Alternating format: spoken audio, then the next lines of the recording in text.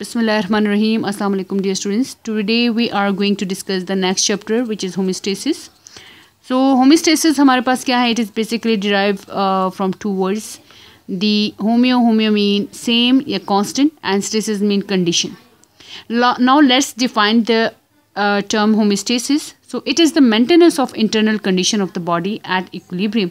So हमारे पास जो internal condition है organism की body का वो जब constant होता है, वो जब same होता है with respect to the external environment, यानी उसका environment का कोई असर नहीं है उसकी body के ऊपर, environment में कुछ भी है, लेकिन जो organism है उसकी body अपने आप को या अपने internal environment को जो है वो constant रखती है despite changing the condition of external environment.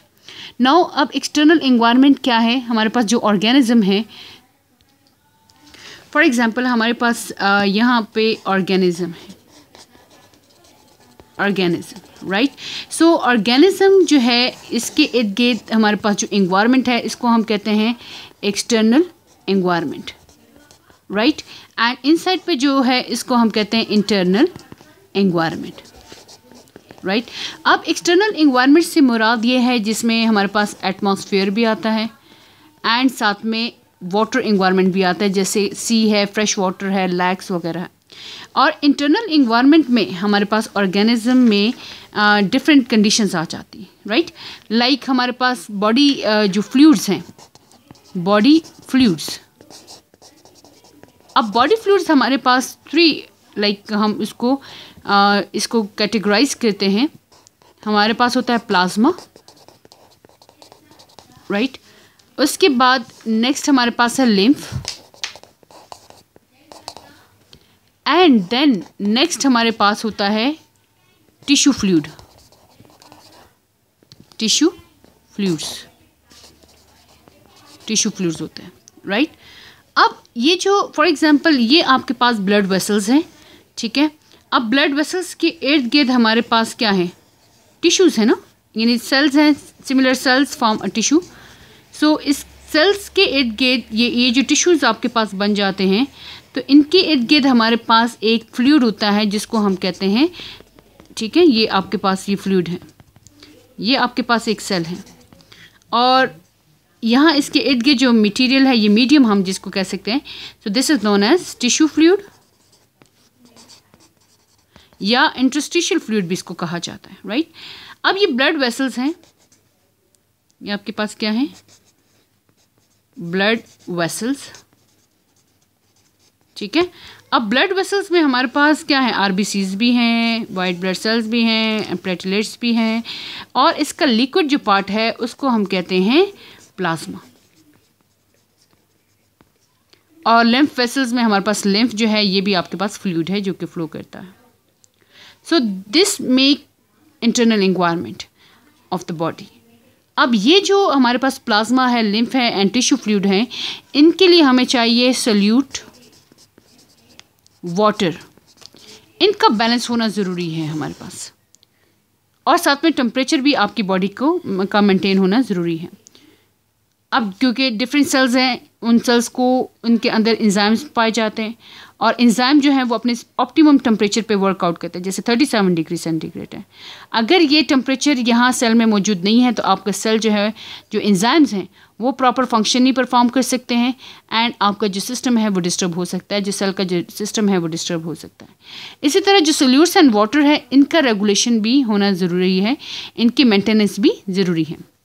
सो जो बॉडी अपने इंटरनल एनवायरनमेंट को मेंटेन करता है, अपनी नीड के मुताबिक उसको मेंटेन करेगा, ये कांस्टेंट रखेगा, सो इसको हम कहते हैं होमोस्टेसिस. सो होमोस्टेसिस में एक चीज़ आप जहन में रखें कि नेगेटिव फीडबैक जो है, नेगेटिव फीडबैक जो है ये रोल प्ले करता है. अब नेगेटिव फीडबैक हमारे पास क्या है? फॉर एग्जांपल अगर एक चीज़ आपकी बात बॉडी में ज़्यादा हो रही है, ठीक है, तो उसको कंट्रोल करने के लिए सेंटर मौजूद है एंड वो इन अ मीन वाइल आपके पास कम हो जाएगी और जब तक वो इनके दरमियान में इक्विलिब्रियम इस्टेब्लिश नहीं हो जाता राइट. सो इसको हम लेटर ऑन आके डिस्कस करेंगे. फॉर एग्जांपल आपने ग्लूकोज लिया, आपकी बॉडी में ग्लूकोज का इंटेक ज़्यादा हो गया तो आपकी पेंक्रियाज जो है वो इंसुलिन सिक्रीट करेंगे, राइट। सो इंसुलिन क्या करता है कि आपका जो ग्लूकोज है उसको स्टोर करेगा इनटू ग्लाइकोजन में, राइट। उस वक्त तक उसको कन्वर्ट करेगा, स्टोर करेगा, ग्लाइकोजन में कन्वर्ट करेगा जब तक ब्लड का शुगर मेंटेन नहीं हो जाता, राइट। सो आपका ग्लूकोज का लेवल इंक्रीज हो रहा है और दूसरी तरफ जो है आपको इंसुलिन प्रोडक्शन हो रही है, एंड इंसुलिन इस ग्लूकोज के लेवल को डाउन करेगा इन द ब्लड एंड इस ग्लूकोज को स्टोर कर देता है in the form of glycogen, right. So ये आपके पास नेगेटिव फीडबैक है जिसमें हमारे पास ग्लूकोज एक का लेवल इंक्रीज हो रहा है और दूसरा उसको कंट्रोल करने के लिए हमारे पास कंपोनेंट ब्लड के अंदर रिलीज होगा जो इसको कंट्रोल करेगा, इसको कम करेगा, understand. So this is the negative feedback और ये एक्सप्लेन हम आगे नेक्स्ट चैप्टर्स में जाके इसको डिटेल करेंगे। सो होमियोस्टेसिस हमारे पास क्या है कि जिसमें हम हमारे पास जो इंटरनल एनवायरनमेंट है वो कांस्टेंट रहता है, ठीक है। सो इस टर्म को जो है फर्स्ट टाइम, ओके जी, now this is about the homeostasis. Now the first homeostasis is first coined by the physiologist Claude Bernard in 19th century। So इसी के जो हमारे पास जो फिनोमिना था इसका जो बर्नार्ड ने एक्सप्लेन किया इंटरनल एनवायरनमेंट को एंड एक्सटर्नल एनवायरनमेंट को, उसको मज़ीद जो है एक्सटेंड किया एक अनदर साइंटिस्ट जिसको कहते हैं Walter Cannon. Walter Cannon. So Bernard ने जो है इंटरनल और एक्सटर्नल एनवायरनमेंट को एक्सप्लेन किया था एंड इसने होमियोस्टेसिस के टर्म को कॉइन किया एंड देन उसके बाद हमारे पास वाल्टर कैनन जो है he perceive that like maintaining internal condition is possible only through coordinated homeostatic system. तो इसने हमारे पास क्या किया कि होमियोस्टेटिक सिस्टम जो है वो एक्सप्लेन किया कि उसके थ्रू हम डिफरेंट इंटरनल कंडीशंस को मेंटेन कर सकते हैं। So those homeostatic system that operate to keep some physical and chemical aspect of the body within some tolerable range। Mean हमारे पास अगर कोई इंटरनल कंडीशन है तो वो उसी लेवल तक मेंटेन होंगी जो आपकी बॉडी जिस लेवल तक उसको टॉलरेट कर सकती है, राइट। सो आपकी बॉडी के अंदर हमारे पास ऑप्टिमम टेम्परेचर है जो कि आपके सेल्स को चाहिए, जो आपके बॉडी के सेल्स के एंजाइम्स को चाहिए वर्कआउट करने के लिए। इसी तरह आपके ब्लड के अंदर जो ग्लूकोज है वो भी एक ऑप्टिमम रेंज पे होगा, तो देन आपकी बॉडी जो है हम ऐसे कहेंगे होमियोस्टेसिस में, राइट। सो अगर इस लेवल से या ऊपर हो जाए या नीचे हो जाए या चीज़ें लेवल से ज़्यादा हो जाए या कम हो जाए, सो बॉडी का इंटरनल एनवायरनमेंट जो है वो डिस्टर्ब हो जाता है और बॉडी जो है उसको खुद ही मेंटेन करने की कोशिश करती है by releasing different hormones, by releasing different enzymes, right.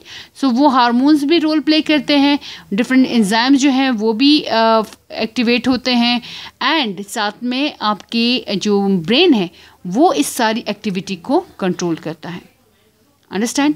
So now let's move toward the different aspects of homeostasis. So internal हमारे पास मैंने अभी जिक्र किया कि जैसे हमारे पास बॉडी का टेम्परेचर वो मेंटेन हो रहा है, ठीक है। इसी तरह ब्लड ग्लूकोज की भी मैंने एग्जांपल दी है।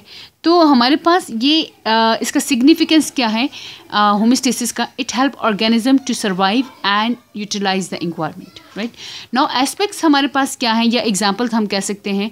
सो बॉडी जो है वो डिफरेंट तरीक़ों से अपने आप को अपना इंटरनल एनवायरनमेंट जो है वो उसको मेंटेन करता है। तो एस्पेक्ट्स में हमारे पास the most important component of the environment, internal environment which are radially affected by fluctuation in external environment are water, solute and temperature. Mean के ये जो तीन बेसिक कंपोनेंट्स हैं ये आपकी बॉडी जो है इनको बैलेंस करती है। आपकी बॉडी के अंदर ज़रा भी थोड़ा सा चेंज आ जाता है वाटर कंपोजिशन में, या आपके पास water in the blood and solutes, ठीक है, सोल्यूट्स मीन सॉल्ट्स वगैरह एंड ग्लूकोज लेवल एंड साथ में टेम्परेचर। तो अगर आपकी बॉडी के अंदर इन तीनों में कहीं भी फ्लक्चुएशन हो जाती है तो आपकी बॉडी का इंटरनल सिस्टम ही इसको मेंटेन करेगा. So this is what homeostasis. Now the first term we use is osmoregulation. It is the process by which the organism maintain their solute and water in the body.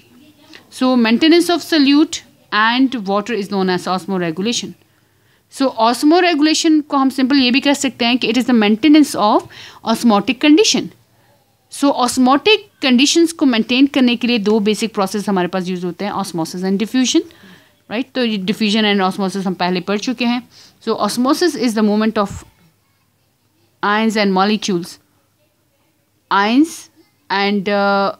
Molecules from high concentration toward the low concentration is known as diffusion, and osmosis is the diffusion of water, right.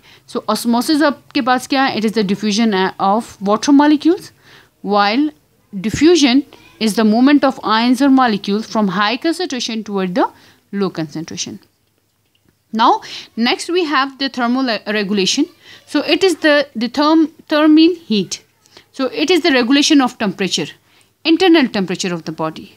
सो मैंने अभी जिक्र किया था कि आपकी body के अंदर different enzymes काम कर रहे हैं, तो वो बेस्ट वर्कआउट करते हैं एट 37 डिग्री सेंटीग्रेड के ऊपर, 37 डिग्री सेंटीग्रेड. सो अगर ये आपका बॉडी टेम्परेचर जो है, इस टेम्परेचर, इसको हम कहते हैं ऑप्टिमम टेम्परेचर, इस टेम्परेचर से ज़्यादा हो या कम हो तो आपके एंजाइम जो हैं वो प्रॉपर फंक्शन परफॉर्म नहीं कर सकते, तो आपकी बॉडी के सेल्स जो हैं वो इफ़ेक्ट होते हैं. तो बॉडी को सही वर्कआउट करने के लिए, सही काम करने के लिए इस टेम्परेचर की ज़रूरत है. So the temperature regulation is known as thermoregulation. Okay जी, नाउ कौन से ऑर्गन हमारे पास थर्मोरेगुलेशन में रोल प्ले करता है? स्किन. आपका स्किन जो है वो थर्मोरेगुलेशन में रोल प्ले करेगा. उसके बाद नेक्स्ट हमारे पास है excretion. So excretion is the elimination of harmful solutes which is nitrogenous waste and extra water from the body. Body से nitrogenous waste mean urea, uric acid, ammonia and other solutes and excess water जब ये eliminate होता है इसको हम कहते हैं excretion. तो excretion के लिए हमारे पास स्किन जो है वो भी excretion करता है, like solutes हैं, salts हैं, उनको excrete out करता है in the form of sweat, पसीने की फॉर्म में वो बॉडी से निकालता है. And another system we have like which is known as excretory system, they play important role in the excretion. Now moving toward the lungs as a homeostatic organ. So lungs हमारे पास homeostatic organ के तौर पे कैसे काम करते हैं? So ये different हमने already पिछला जब respiratory system पढ़ रहे थे उसमें हमने well explained किया हुआ है ये.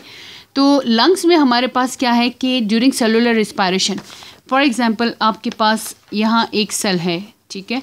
अब जब हम इनहेल करते हैं ऑक्सीजन को, हम इनहेल करते हैं ऑक्सीजन को नोज़ के थ्रू एंड एयर पैसेजवेज के थ्रू आपके पास जो एयर है वो इंटर हो जाता है एल्वियोलाई में, राइट. सो एल्वियोलाई आपके पास क्या है? हमारे पास जहाँ पे गैशियस एक्सचेंज होता है. अब इसके इर्द गिर्द आपके पास क्या है? ब्लड कैपलरीज हैं, ठीक है. अब ये ब्लड कैपलरीज क्या कहते हैं? ये एक्सचेंज ऑफ गैसेस में रोल प्ले करेंगी. सो जैसे ही ऑक्सीजन आपने इनटेक किया और लंग्स तक पहुंच गया ऑक्सीजन, एंड ऑक्सीजन जो है इस एल्वियोलाई तक पहुंच गया. अब एल्वियोलाई में हमारे पास ब्लड कैपलरीज सराउंड है, ठीक है. तो ये ऑक्सीजन जो है इन ब्लड कैपलरीज के इर्द गिर्द इसके अंदर जाएगा एंड यहाँ पे जो आपके पास कार्बन डाइऑक्साइड है, ठीक है, वो एक्सचेंज होगा. कार्बन डाइऑक्साइड अगेन एल्वियोलाई में जा रहा है एंड ऑक्सीजन जो है वो आपके पास ब्लड कैपलरीज में आएगा. अब यहाँ पे हमने देखना है कि कार्बन डाइऑक्साइड बना कैसे. सो ड्यूरिंग सेलुलर रिस्पायरेशन, यानी सेल के अंदर जो रिस्पायरेशन होती है उसको हम कहते हैं सेलुलर रिस्पायरेशन. सो सेल के अंदर आपके पास फूड मौजूद है C6H12O6. तो जो आपने ऑक्सीजन को इनहेल किया वो एंटर हो जाती है ये एल्वियोलाई में and then into the cell. तो ये ऑक्सीजन जो है ऑक्सीडेशन रिडक्शन रिएक्शन यहाँ होगा. सो इस फूड की ऑक्सीडेशन होगी. जब इस फूड की ऑक्सीडेशन होगी तो आपके पास क्या होगा कि ये जो फूड है ये ब्रेक डाउन हो जाएगा into carbon dioxide and water. और साथ में एनर्जी भी रिलीज़ कर रहा है, राइट। सो ये जो कार्बन डाइऑक्साइड है ये वेस्ट प्रोडक्ट है, ये एक्सेस यानी जो कार्बन डाइऑक्साइड है ये वेस्ट प्रोडक्ट है। अब ये जो कार्बन डाइऑक्साइड है एसिडिक नेचर का है। अब ये आपके ब्लड में अगर इंटर हो जाए या आपके ब्लड में स्टे करे तो ये आपके ब्लड का जो पीएच है उसको डिस्टर्ब कर देगा, ठीक है। सो इसका बाहर जाना ज़रूरी है। तो ये इसी यहाँ पे एक्सचेंज हो जाएगा, ऑक्सीजन इन हो जाएगा एंड कार्बन डाइऑक्साइड यहीं इसी एल्वियोलाई में इंटर हो जाता है, ठीक है। तो जब आप एक्सहेल करते हैं तो एक्सहेलेशन में कार्बन डाइऑक्साइड आप एक्सक्रीट आउट करते हैं, right. So this is how lungs as a homeostatic organ, how lungs play important role in the homeostasis. They exchange gases, intake oxygen and exhale carbon dioxide from the body to keep the body safe, right? तो आपका blood का pH जो है वो neutral है, like 7.34, ये neutral आपके पास slightly alkaline है, और दूसरी साइड पे कार्बन डाइऑक्साइड आपके पास एसिडिक है। तो ये जब आपके ब्लड के साथ इंटर हो जाता है, ब्लड में इंटर हो जाता है तो ब्लड का पीएच एसिडिक हो जाता है। तो आपके डिफरेंट सेल्स जो हैं वो ब्लड को यूज़ कर रहे हैं तो वो आपके ब्लड के लिए हार्मफुल हो सकते हैं, ठीक है। तो इस कार्बन डाइऑक्साइड का बाहर जाना ज़रूरी है। तो होमोस्टेटिक ऑर्गन जो है, लंग्स जो है, इस कार्बन डाइऑक्साइड को बॉडी से निकालने में रोल प्ले करता है और इसलिए हम इसे कहते हैं होमोस्टेटिक ऑर्गन, राइट। उसके बाद नेक्स्ट हमारे पास आता है skin as a homeostatic organ. अब स्किन आपके पास क्या है, ओके जी। अब स्किन हमारे पास क्या है, skin is the largest organ of your body, ठीक है, ये आप सबको पता होगा। अब स्किन रेगुलेट कैसे करता है टेम्परेचर। अब स्किन फॉर एग्जांपल यहाँ पे मैं एक छोटा सा इस तरह बना देती हूँ। सो ये आपके पास अपर लेयर है, इसको हम कहते हैं epidermis, right. This is known as epidermis. Epi mean above and dermis mean skin और लेयर। अब एपिडर्मिस जो है ये ऑलमोस्ट डेड स्किन होती है आपकी, and below the epidermis we have dermis, इसको हम कहते हैं डर्मिस। एंड डर्मिस के नीचे हमारे पास एक और लेयर होती है, इसको हम कहते हैं hypodermis. Hypodermis, hypo mean below and below the dermis we have hypodermis. अब ये जो आपके पास डर्मिस है ये लिविंग लेयर है, इसके अंदर आपके पास नर्व्स भी हैं, राइट, ब्लड वेसल्स भी हैं, ठीक है, और जितनी भी सेंसेशन है वो सारी आपके पास ये डर्मिस के अंदर है क्योंकि ये लिविंग है। अब क्या है कि यहाँ पे जो हाइपोडर्मिस है यहाँ पे फैटी लेयर जो है वो डिपॉजिट है, फैट्स जो हैं बॉडी के वो डिपॉजिट हैं, अंडरस्टैंड। सो अब ये जो स्किन है आपका होमोस्टेटिक ऑर्गन के तौर पे कैसे काम करता है कि अब इसके दो रोल हैं। एक तो ये कूलिंग में भी रोल प्ले करता है स्किन, और अनदर फंक्शन इसका है इंसुलेशन। अब इंसुलेशन में ये रोल कैसे प्ले करेगा कि यहाँ पे ये जो फैट सेल्स हैं, राइट, ये जो फैट सेल्स हैं ये इंसुलेटिंग मटेरियल हैं। तो ये क्या करेंगे कि ये इट प्रिवेंट्स द लॉस और entry of heat in the body and regulate the body temperature. Mean ये एक पूरा एक ब्लैंकेट की तरह काम कर रहा है और हीट को इन और आउट होने से बचाएगा, ठीक है। सो विंटर में हमारे पास अब क्या होता है कि विंटर में यहाँ पे जो स्किन है, स्किन जो मसल्स हैं यहाँ पे आप देख लें, हेयर है for example, this is a hair, और इसका जो फॉलिकल है वो डर्मिस में होते हैं, ठीक है। ये आपके पास हेयर है, ये इनके फॉलिकल आपके पास डर्मिस में मौजूद हैं, और इसके इर्द गिर्द आपके पास मसल्स हैं, ठीक है। अब ये जो मसल्स हैं, हेयर मसल्स हैं, अब विंटर में क्या होता है कि ये मसल्स जो हैं ये कॉन्ट्रैक्ट हो जाते हैं, ठीक है। अब जब ये कॉन्ट्रैक्ट होंगे तो ये हेयर जो है ये इरेक्ट हो जाएगा, यहाँ जितने भी हेयर हैं ये सारे इरेक्ट हो जाएंगे। सो इसको हम कहते हैं गूज बम्प, राइट। जब hairs on the skin stand up we call it word goose bump. Now अब ये जब गूज बम्प हो गए तो ये जो एयर के पार्टिकल्स हैं, एयर्स जो है, मॉलिक्यूल्स जो हैं, कह सकते हैं, जो एयर है वो यहाँ पे एक ब्लैंकेट बना देते हैं, एक लेयर बना देता है, ठीक है। अब जब ये लेयर बना देता है आपके पास तो ये क्या करेगा कि हीट को बाहर जाने से रोकेगा, राइट। बॉडी के अंदर जो हीट है उसको बाहर जाने से रोकेगा। So this is how skin play important role in the insulation. अब दूसरा एक प्रोसेस हमारे पास होता है विंटर में, जिसको हम कहते हैं वेजो कंस्ट्रक्शन।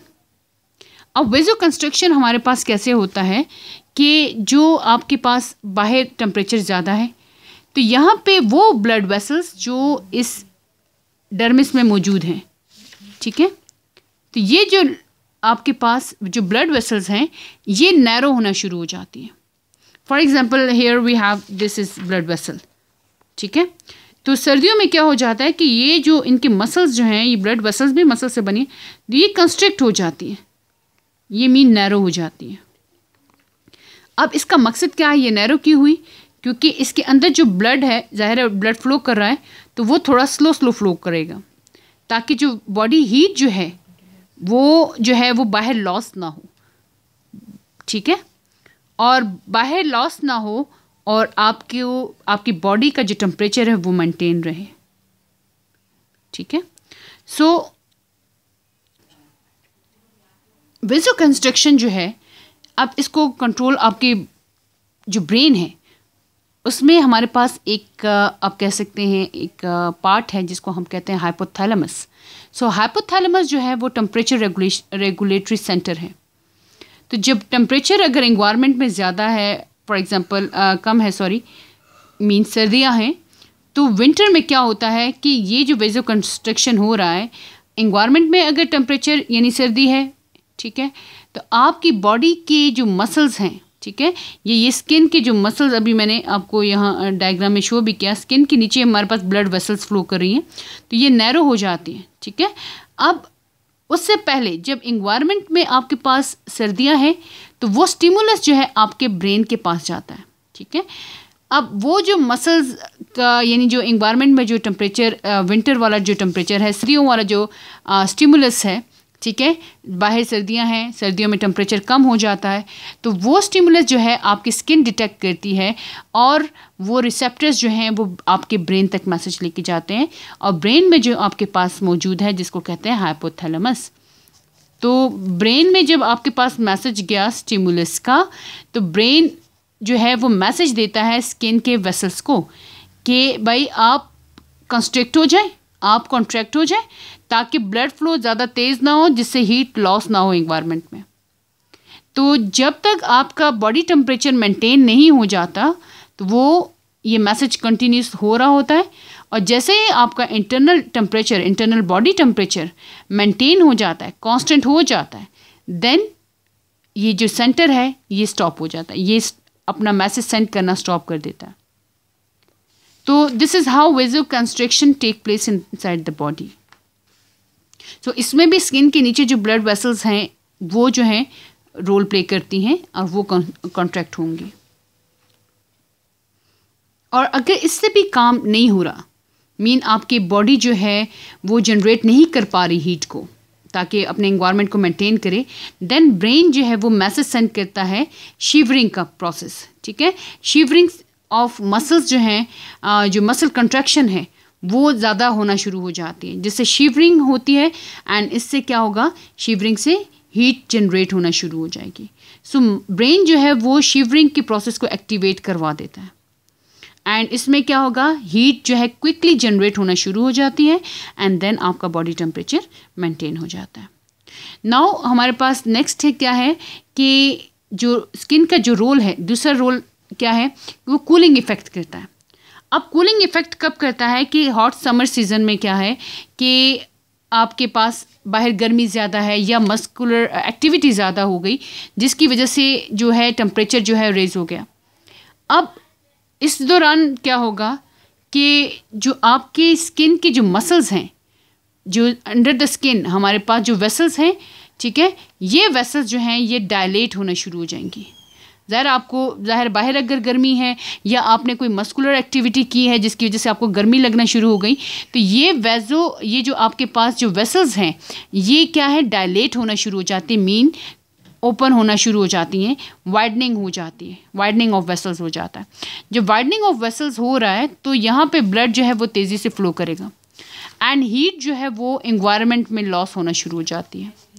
अब जब हीट लॉस हो रही है, ज़ाहिर वाटर जो है वो रिमूव हो रहा है बॉडी से, एवोपरेट हो रहा है, ठीक है, तो वाटर एवोपोरेट होगा, यानी स्वेटिंग ज़्यादा स्टार्ट हो जाएगी, और स्वेटिंग में क्या है, वाटर है, रूट्स वगैरह भी है डेफिनेटली, तो वाटर की एवोपोरेशन जो है वो आपको कूलिंग इफेक्ट देगी, राइट। सो ये जो फिनोमिना है ये आपको कूलिंग इफेक्ट देता है, and this is one of the example of homeostasis. And metabolic waste जो है, लाइक एक्सेस ऑफ सॉल्ट्स है, यूरिया है, यूरिक एसिड है, ये सारे भी स्वेट की फॉर्म में आपकी बॉडी से निकलते हैं थ्रू द स्किन। नाउ ये जितना भी प्रोसेस मैंने अभी आपको बता दिया, वेजो कंस्ट्रिक्शन है, वेजो डायलेशन है, तो ये सारे प्रोसेसेस जो हैं आपके पास नेगेटिव फीडबैक के थ्रू होते हैं। मीन आपके पास इन्वायरमेंट में हीट ज़्यादा हो गई है, हॉट आउटसाइड है, या एक्सरसाइज है, तो बाहर इन्वायरमेंट में हीट ज़्यादा है, तो वो आपके ब्रेन को मैसेज जा रहा है, ठीक है। एंड देन ब्रेन जो है वो आपकी स्किन के वसल्स को जो है एक्टिवेट करता है कि वो जो है वेजो डायलेशन करें, एंड देन वेजो डायलेशन से क्या होगा कि आपका ब्लड जो है वो run close to the skin होगा, देन स्वेटिंग होती है, and then sweating of evaporation होगा, and then cooling occur, right? So this is how the skin plays a very important role in the homeostasis. Hope you understand the topic. So let's यहाँ मैंने एक थोड़ा सा इसको diagrammatically करने की थोड़ा कोशिश किया है कि आपकी बॉडी का टेम्परेचर जो है वो 37 डिग्री सेंटीग्रेड है। ये अगर बैलेंस फॉर्म में है तो ठीक है। अब ये टेम्परेचर बॉडी का ज़्यादा है या कम है, ठीक है, तो ये आपका मैसेज जो है वो जाता है हाइपोथैलेमस के पास, क्योंकि हाइपोथैलेमस आपका टेम्परेचर रेगुलेटरी सेंटर है। एंड देन हाइपोथैलेमस आपकी बॉडी को, यानी आपकी स्किन को जो है, आपकी स्किन के अंदर जो है जो वेसल्स हैं उनको मैसेज सेंड करता है कि वो वेजो कंस्ट्रिक्शन करें या वेजो डायलेशन करें। उस वक्त तक ये मैसेज जाता जाएगा जब तक आपके बॉडी का टेम्परेचर नॉर्मल नहीं हो जाता, मेंटेन नहीं होता, कांस्टेंट नहीं हो जाता। जैसे ही टेम्परेचर कांस्टेंट हो गया, आपका जो मैसेज है जो कि हाइपोथैलेमस से जो कि स्किन के वेसल्स तक आ रहा है, ठीक है, तो वो स्टॉप हो जाएगा, ठीक है। तो जैसे वो स्टॉप हो गया, इट मीन्स कि आपका बॉडी इंटरनल एनवायरनमेंट जो है वो कांस्टेंट है। Hope you understand the topic. If you like the video, kindly share with your friends. Thank you.